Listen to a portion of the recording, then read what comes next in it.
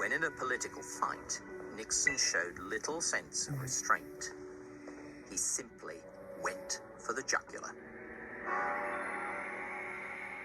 Nixon had learnt the value of dirty tactics. He won by a landslide. But Douglas's parting barb stuck. She coined the nickname Tricky Dicky. Seething resentment drove Nixon's political ruthlessness. His impoverished youth had left him with a deep grudge against America's privileged elite. What starts the process really are laughs and slights and snobs when you were a kid. But if you are reasonably intelligent, and if your anger is deep enough and strong enough, you learn that you can change those attitudes by excellence, personal gut performance, while those who have everything are sitting on their fat butts. Nixon's loathing was reserved particularly for the East Coast establishment. The diffusion within the United States of subversive and un-American propaganda. In fact, he made his political name in the hearings that fingered top State Department diplomat Alger Hiss as a probable Soviet agent. Nixon's hatred of elite figures came from the gut. Hiss told Nixon grandly, "I graduated from Harvard. I heard your school was Whittier." Snubs like that made Nixon determined to nail Hiss. Nixon's combination of commie bashing and populist politics catapulted him into the vice presidency. After 8 years playing understudy to Eisenhower, Nixon then ran for the presidency itself in 1960.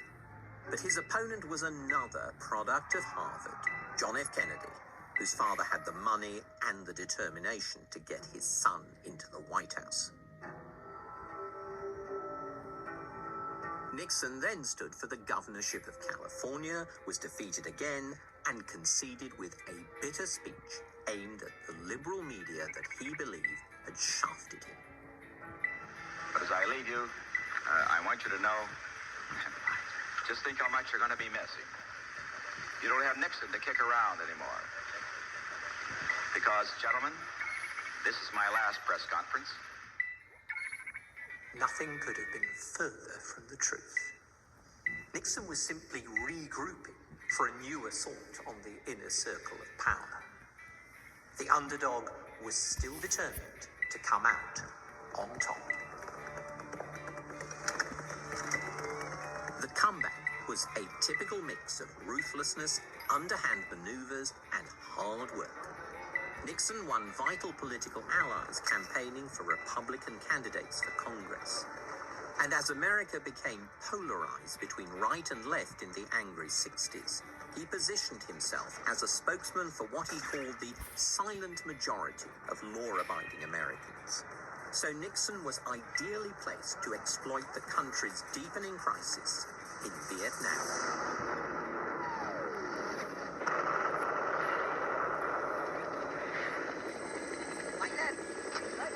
Launched by President Kennedy and fired up into a costly full-scale conflict by Lyndon Johnson, the Vietnam War had gone disastrously wrong.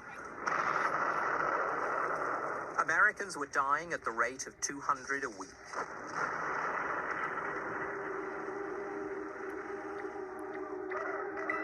With his political opponents on their knees, Nixon seized his opportunity. When the strongest nation in the world could be tied down for 4 years in war in Vietnam without the end in sight. When a nation with the greatest tradition of rule of law is torn apart by unprecedented lawlessness, it's time. History Vault. Stream now over 2,000 of the best documentaries and series all about history. This is like the eighth wonder of the world. From ancient civilizations They rose to the challenge. They rose to the occasion. to American history. The Civil War was the first modern war. Anywhere, anytime. Commercial free. This is aimed to try and unlock the mysteries of the universe. It's opening up a whole new frontier. Start a free trial of History Vault.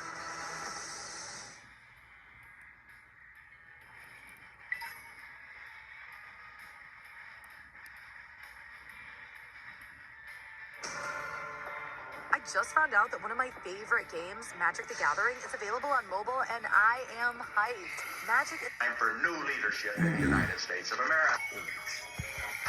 When a nation with the greatest tradition of rule of law is torn apart by unprecedented lawlessness, it's time for new leadership in the United States of America.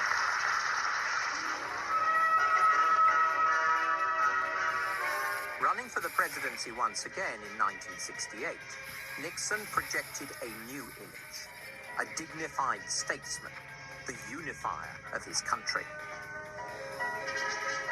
No doubt this was the kind of leader that Nixon aspired to be. But behind the scenes, the reality was rather different. Ever the anxious political outsider, Nixon instructed his staff to treat the campaign as what he called all-out war.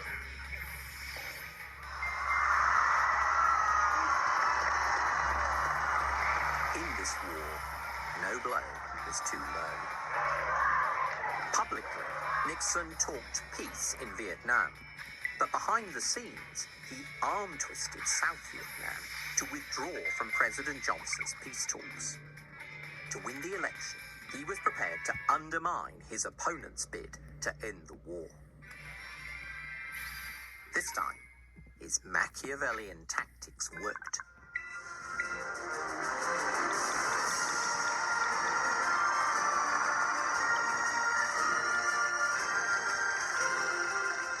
Nixon won. The outsider became the ultimate insider. Now Nixon had the chance to craft world peace on his own terms, leaving indelible footprints on the sands of time. The greatest honor history can bestow is the title of peacemaker. This honor now beckons America the chance to help lead the world at last out of the valley of turmoil.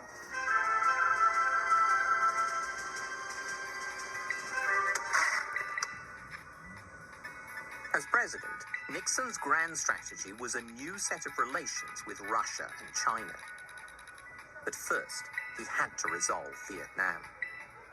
He was determined not to let his presidency, like Johnson's, be crippled by the war.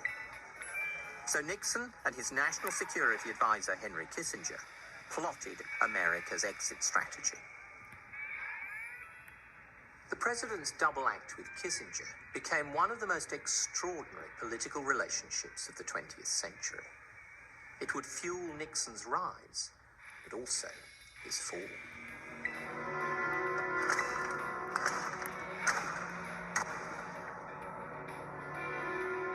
Nixon and Kissinger were sure that secrecy was the key to success in negotiating an end to the Vietnam War, to avoid leaks and press comment that could smother their diplomacy before it had time to flourish.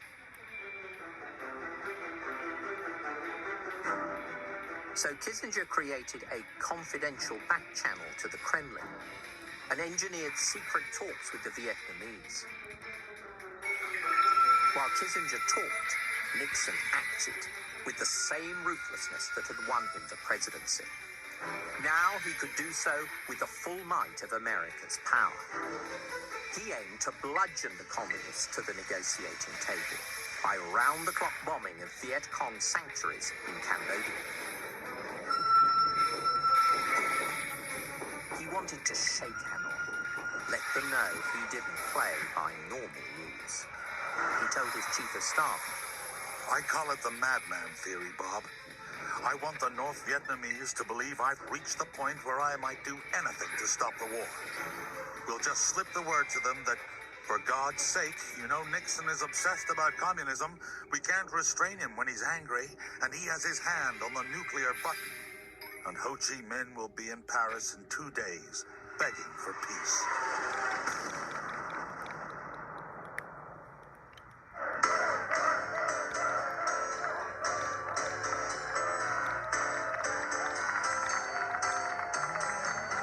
but the quick fix didn't work. Madman tactics